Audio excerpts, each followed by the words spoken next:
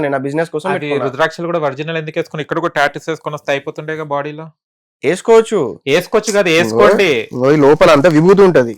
నేను ఎక్కడ ఉంది? ఎక్కడ లేదు, విభూదే లేదు. ఇదేంది ఇంకో సరే ఇంకో ఇక ఎక్స్పోజింగ్ చేయబాకు ఇక. ఇదేంటి చూడండి అంటుకుంది దీనికి. ఓకే, మీ అది కూడా టాటూ లాగా వేసుకోకపోయారు, మొత్తం కలర్ వేసుకుంటే అయిపోతుంది. విభూతి ఒక బ్రాండ్. నేను బయటికి బ్రాండింగ్ పోయేటప్పుడు నాకు ఇక్కడ ఇంట్రెస్ట్ లేదు. ఇక్కడ నాకు తెలిసి ఇక్కడ ఏమవుతుంది, ఇక్కడ బిజినెస్ స్టార్ట్ చేస్తే నాకు ఎన్ని ప్రాబ్లమ్స్ అవుతుందో తెలుసు. నాకు వెస్టర్న్ కంట్రీ మీద ఇంట్రెస్ట్ ఉంది. వెస్టర్న్ కి వెళ్ళిపోండి, ఇక్కడ ఎందుకు ఉన్నారు మా దగ్గర? ఇక్కడ ఎక్స్పెరిమెంట్ చేస్తున్నా, ఫస్ట్ ఇక్కడ చూద్దాం. అంటే మా దగ్గర ఎక్స్పెరిమెంట్ చేయడానికి మేము ఇక్కడ ఏమన్నా ఇదా స్క్రూ లూజ్ అయి కూర్చున్నామా? ఇక్కడ experiment in the sense business experiment. ఇక్కడ కూడా మార్కెట్ ఉంది, ఇక్కడ కూడా అమౌంట్ ఉంది. ఎవరిని యాక్సెప్ట్ చేయరు, అర్థమైందా? నేనేమంటున్నా, ఒకటి నన్ను యాక్సెప్ట్ చేయమని ఎవరికి చెప్తలేను. రెండోది నేను రిజల్ట్ ఇస్తేనే నాకు పేమెంట్ ఇవ్వండి, అది కూడా చెప్తున్నా. నేను మీ బిజినెస్ పక్కన పెట్టండి, నేను అడిగింది ఒకటి, టాటూకి విభూతికి తేడా తెలియదు మీకు? టాటూ నేను వేసుకున్నది నా బ్రాండింగ్ కోసం, నా మార్కెటింగ్ కోసం, నా బిజినెస్ పెరగాలని చెప్పి నేను వేసుకున్నా. విభూతి పెట్టుకున్నంత మాత్రాన తపస్సు గెలిచినట్టు కాదు, విభూతి లేనంత మాత్రాన అది మనం పోయినట్టు కాదు. విభూతికి ఒక బెనిఫిట్స్ ఉన్నాయి, లేవని కాదు. ప్రజెంట్ మీరు వచ్చే జనాలకి ఏం చెప్తారు? ఇదే క్వశ్చన్ నేనే ఇప్పుడు మీ క్లయింట్ ని ఒకటే అడుగుతా, గురుగారు మీరు అసలు మీరే చక్కగా లేరు, నా జీవితం ఏం మారుస్తారని నేను అడుగుతా. నేనేమంటా, నేను ఎట్లుంటే నీకు ఎందుకయ్యా, నీ ప్రాబ్లం ఏంది చెప్పు, నా పేమెంట్ చెప్తా, నీ ప్రాబ్లం క్లియర్ చేసి నాకు పేమెంట్ ఇచ్చేసి అని చెప్తా. పేమెంట్ అంటున్నారు కదా, ఫస్ట్ పేమెంట్ తీసుకుంటారా? బాగుపడ్డ తర్వాత పేమెంట్ తీసుకుంటారా మీరు? నేను ఫస్ట్ ఏమన్నా అడ్వాన్స్ ఇమ్మంట అంతే, తర్వాత ఫుల్ఫిల్. ఎంత చార్జ్ చేస్తారు మీరు? నేను ఇంతవరకు 3 లక్షల కింద డీల్ అయితే ఒకటి కూడా తీసుకోలేదు. అన్ని 3 లక్షల పైన, అన్ని మా కోట్లలో కూడా ఉన్నాయి. అందుకోసం బంగారమైన రుద్రాక్షలు. రుద్రాక్షలు వేసుకున్నది కూడా షో కోసం. ఓకే, రుద్రాక్షలు కనిపించేది కానీ, రుద్రాక్షలు ఇదంతా అపియరెన్స్, ఆరెంజ్ చేసుకోవడం కూడా ఇది అపియరెన్స్ కోసం. నేను స్వామీజీ అని చెప్పి ఒక షో కొట్టాలని చెప్పి వేసుకుంటాను నేను. అంటే రియల్ దానికైతే ఇవన్నీ అవసరం లేదు. మనుషులను బుడిడి కొట్టడానికి ఇవన్నీ మీకు అవసరం.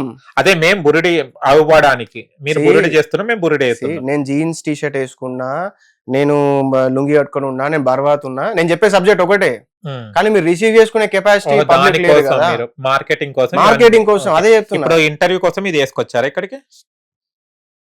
ఇంటర్వ్యూ అంతేనా? అవును, ఇంట్లో కూడా వేసుకుంటాను, ఇంట్లో ఉంటా. అది చెప్పండి. ఇంట్లో కూడా ఇట్లా ఉంటా, కాకపోతే పైన లుంగి వేసుకోండి, ఈ షర్ట్ వేసుకోను, షాల్వాలా కప్పుకొని ఉంటా. ఓకే, అంటే ఇప్పుడు మీరు కొన్ని తపస్సులు చేసినప్పుడు న్యూడ్ గా చేస్తుంటారు, శ్మశానంలలో, నది తీరాలని అవి చూస్తుంటాం మనం. ఇప్పుడు ఈ కాలంలో అయితే శ్మశానంలో చేసే అవకాశం లేదు, పర్మిషన్ లేదు, నది తీరాలలో కూడా లేదు. ఓకే, ఎక్కడ చేస్తున్నారు? మళ్ళీ ఇంట్లో చేసుకుంటాం. ఇంట్లోనే. అంటే కొన్ని నేను విన్నది ఏంటంటే, కొన్ని విద్యలు వేరే వేరేగా ఉంటాయి. అంటే కొంచెం మాంసాలను తింటుంటారు. నేను కూడా తింటా మాంసం, మంచి మాంసం. నేను అదే కొంచెం ఆగండి, మళ్ళీ ఎందుకు తొందరపడుతున్నారు? మీరే ట్రోల్ అవుతారు, నాకు కాదు. కొంతమంది మంచి మాంసం అంటే నేను కొన్ని కాశీలో చూశాను, చనిపోతున్న శవం మించలే తీసుకుంటుంటారు, మాంసం తీసుకుంటారు, వాళ్ళు ఏదైనా కావాల్సిందో తీసుకుంటుంటారు. అండ్ కొంతమంది గలీజ్ గా కూడా తింటారట, బాత్రూమ్ కూడా తింటారట. ఎందుకు ఇది తినాల్సిన అవసరం ఏముంది? ఒకటేందంటే దీంట్లో చాలా ఆస్పెక్ట్స్ ఉన్నాయి. ఫస్ట్ ఇది ఎందుకు ఉంది రియాలిటీలో అని చెప్పి అర్థం చేసుకున్నాం. పూర్వము అఘోర సాధన ఉండేటప్పుడు ఇంత జనాభా లేకుండే. శ్మశానం అంటే శ్మశానం ఒక ఏకాంతమైన ప్రదేశం, ఎవ్వరు రాని ప్రదేశం అన్నట్టు ఉంటుండే. ఒక సాధకుడు శ్మశానం లోపలికి వచ్చిండా అంటే, అఘోర మార్గంలో వచ్చిండా అంటే వాడు చాలా ఒక నిజంగా స్పిరిచువల్ సీకింగ్ ఉంటేనే వస్తాడు. దాంట్లో వాళ్ళు మళ్ళీ శ్మశానం దాటి వెళ్ళొద్దు, అదొక ఆశ్రమం, అలానే ఉన్నదే తినాలి, ఉన్నదాంతోనే సర్వైవ్ అయ్యి సాధన చేసుకోవాలి. అక్కడ ఏం దొరుకుతాయి మనకి? పొలాలు పండించడం అవేమి ఉండేవి. శివం ఎవరో వస్తారు, పడేస్తారు, వెళ్ళిపోతారు. సో దాన్నే ఆహారం లాగా భుజించుకుంటూ సాధన చేసుకొని బతికేవాళ్ళు ఒకప్పుడు, ఇది ఉన్న రీజన్కి. నెక్స్ట్ వచ్చేసి ఇది మలమూత్రాలు తినడం అనేది ఏంటిదంటే, మన హిందూ ధర్మంలో లేదా ప్రకృతిలో లేదా అన్ని రిలీజియన్స్లలో రకరకాల సిచ్యువేషన్స్ కోసం రకరకాల టెక్నిక్స్ ఉన్నాయి. అట్లా ఒకవేళ గనక ఒక మనిషి సాధకుడు గనక ఒక పరిస్థితిలో ఉన్నాడు, ఒక మొత్తం గందగిలు ఉన్నాడు అన్నా కూడా కొన్ని శక్తుల సహాయంతో అతను ఎన్లైట్మెంట్ పొందవచ్చు.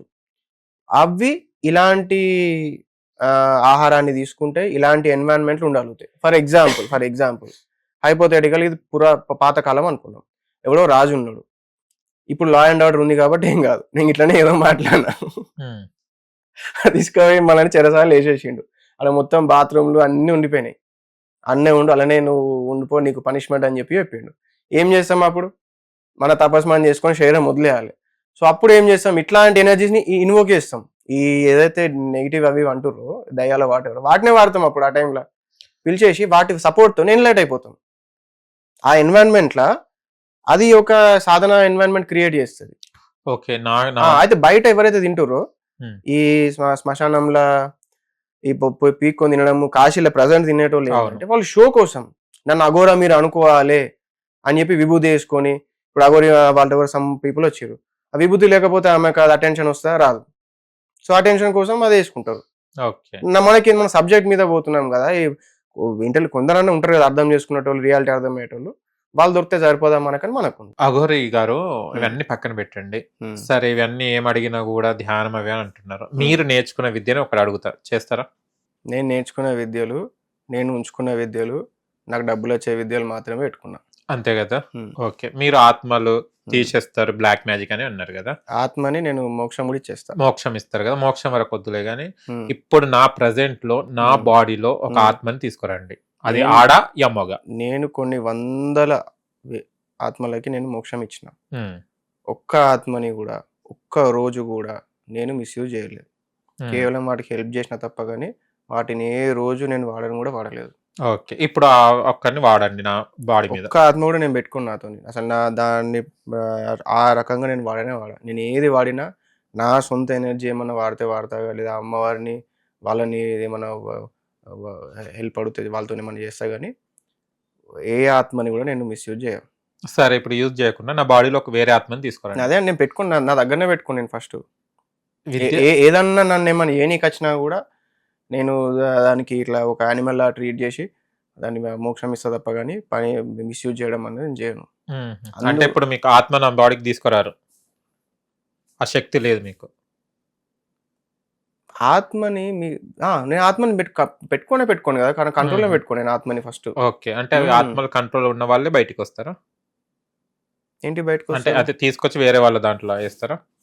ఆత్మని ఏదైతే కపాలం అది ఇది ఉంటుందో అది ఎట్లనో తెచ్చుకుంటారు. అవును. సరే ఇక మీరు ఇది రాదని తెలిసిపోయింది, మీరే ఒప్పుకుంటారు కాబట్టి very good boy. Okay, good అఘోరి మీరు. ఓకే. మీరు వర్జినా? కాదు, యూజ్డ్, కానీ మ్యారేజ్ కాలే. మీరేం తపస్సు, మీరేంది, మీరెక్కడ మోక్షం ఇచ్చారు, మీరే తప్పుదారి పడుతున్నారు, మరి ఇది ఎట్లా సాధ్యం? నిష్ట నియమాలతో పాటించిన వాడే కదా గురు. సరే ఇప్పుడు మీరు వర్జినా? ఎవరు? నేను వర్జిన్. పెళ్ళైందా? కాలే, కాబట్టి వర్జిన్. పెళ్ళి అయితే వర్జిన్ ఎందుకుంటాడు?